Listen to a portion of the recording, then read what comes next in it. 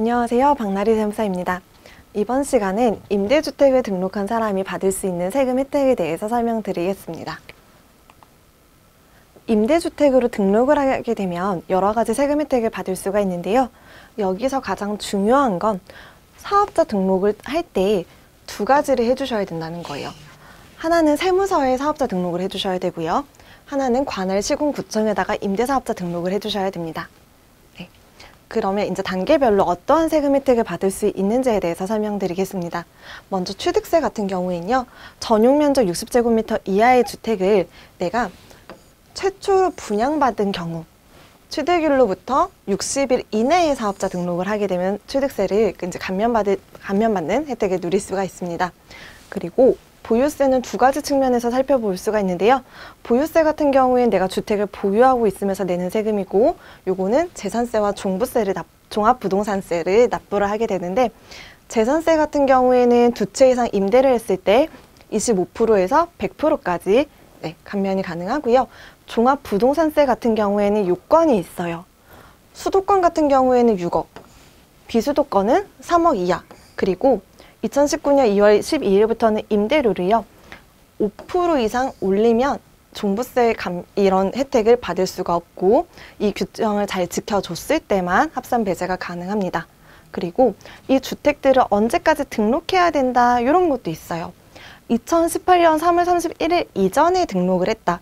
그러면 5년 동안만 임대를 해도 괜찮아요. 단기로 등록을 하고 추가적으로 1년만 이렇게 더 임대를 해주시면 괜찮은데, 2018년 4월 1일 이후부터는 8년 동안, 이후 등록분부터는 8년 이상 장기로 임대를 해주셔야 합산 배제가 가능합니다. 그리고 2018년 9월 13일 날 이제 대책이 또 나오면서 9월 14일 이후 등록하는 조정대상 지역 안에 있는 주택 같은 경우에는 합산 배제가 불가능하고요. 2020년 7월 11일 이후부터는 아파트는 이제 더 이상 장기 임대사업자로 등록을 할 수가 없어요. 그래서 합산 배제가 불가능합니다. 그리고 또 한 가지가 더 있죠. 2020년 그러니까 8월 18일 등록분부터는 이제는 8년이 아니라 10년 동안 임대를 해야 하는 것으로 변경이 되었습니다.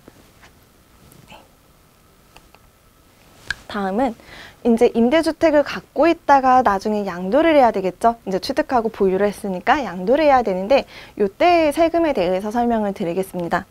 임대주택을 만약에 양도를 하게 되면요, 요건을 이제 이러한 요건들을 만족을 하게 되면 중과된 세금이 아니라 일반 세율로 이제 양도세를 납부할 수가 있습니다. 먼저 가액 요건을 살펴보면요, 이것 역시 수도권은 6억 원, 비수도권은 3억 원 이하여야 하고요.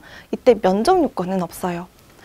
임대료 요건 같은 경우에 역시나 5% 상한 규정을 잘 지켜주셔야 하고요. 기간, 이제 시점별로 약간씩 차이가 또 있게 되는데, 이건 역시나 2018년 3월 31일 이전에 등록을 했다. 그러면 5년. 2018년 4월 1일 이후에 등록을 했다. 그러면 8년. 그리고 2018년 9월 14일 이후에 이제 등록한 조정대상 지역 같은 경우에는 합산 배제가 죄송해요.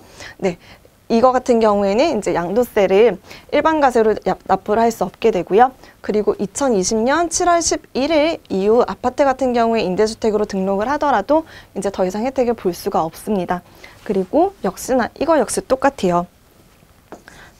2020년 8월 18일부터는 이제 장기로 등록을 하는 게 8년이 아니라 10년이에요. 그래서 10년으로 등록을 해야 가능하게 됩니다.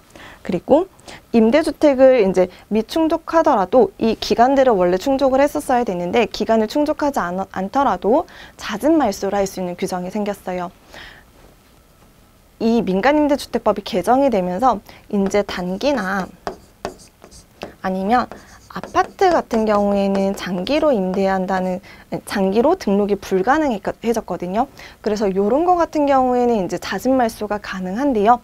만약에 이런 사항이다, 그러면 임대 기간을 미충족하더라도 임대 기간의 2분의 1 이상 임대를 했다면, 이제 잦은 말소를 했다면, 이렇게 임대하고 잦은 말소를 했다면 1년 안에 양도하는 경우 일반 세율 적용이 가능합니다. 그리고 임대주택으로 등록을 하더라도요, 주택수 계산에는 포함이 돼요.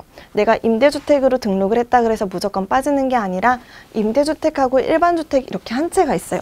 이거 생각하지 마시고 한 채가 있어요.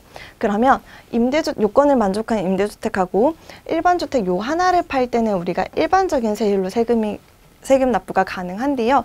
만약에 내가 조정 대상 지역이 있어가지고 이제 중과세를 적용을 받는 상황이다. 그러면 일반주택 한 채가 아니라 일반주택이 두 채일 때는 이때 일반주택 한 채까지만 일반과세가 가능하기 때문에 임대주택하고 일반주택이 있다. 그럼 요거 같은 경우에는 이제 3주택자로 세금을 납부를 하게 됩니다. 네. 그리고 나중에 이 임대주택을 요건을 만족하는 또 주택을 양도를 했을 때요. 8년 이상 임대를 하면은 장기보유 특별공제를 50%까지 감면해주는 규정이 있어요.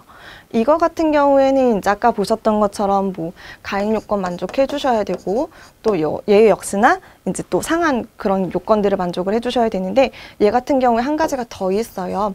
면적 요건도 있어요. 그래서 국민주택 규모 이하로 이제 임대를 하셨을 때만 이런 혜택을 받으실 수가 있습니다. 네.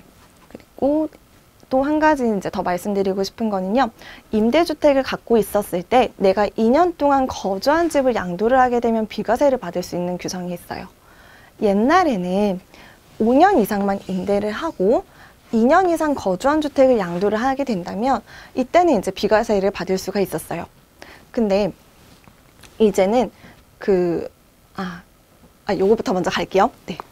자진말소나 자동말소하는 그런 규정들이 생겼어요. 그래서 내가 만약에 뭐 이 임대기간이 아니라 그 전에도 만약에 내가 임대기간을 아까 봤던 것처럼 자진말소를 하게 된다. 그러면 이제 임대기간 충족을 안 했더라도 5년 이내 양도를 하게 되면 거주주택 비과세가 가능해졌습니다. 그리고 이 연도가 조금 바뀌었는데요.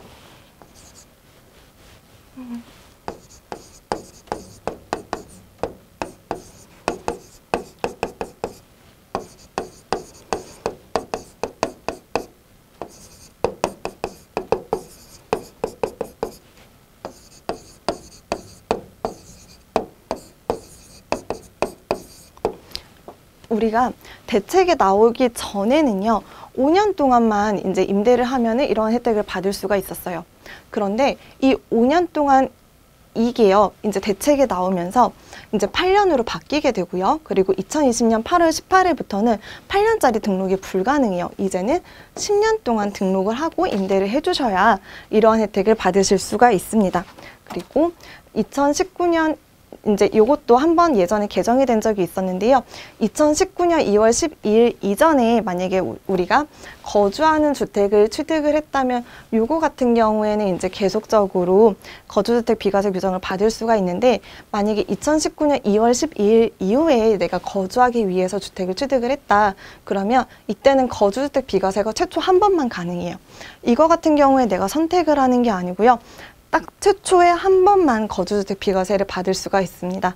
그리고 이건 역시나 만약에 9억 이하분 같은 경우에 비과세가 가능하지만 9억을 초과하는 부분 같은 경우에 세금을 납부를 해야 되고요.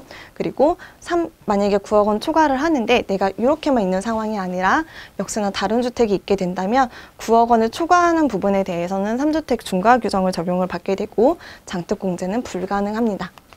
네, 여기까지였습니다. 감사합니다.